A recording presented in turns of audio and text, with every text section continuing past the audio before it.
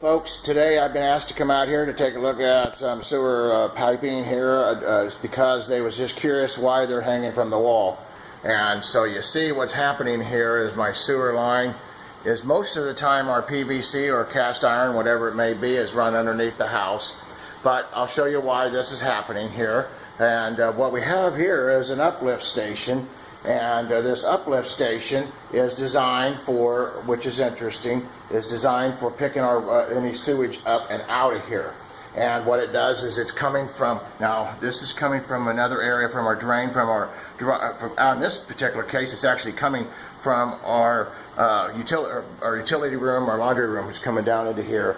And so it's just gray water only and pumped back up through here. And so there's an alarm and everything on these in case they ever go bad. But I wanted to show you here, we come around here and you notice that we have just a little pitch here.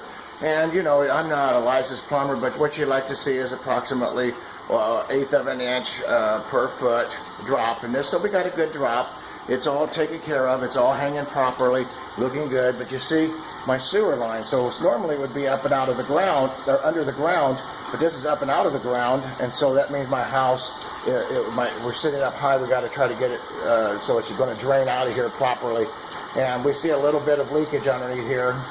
But all this looks really good. So if you ever see your piping actually run up and out of, not underneath the floor, this is what you're looking for.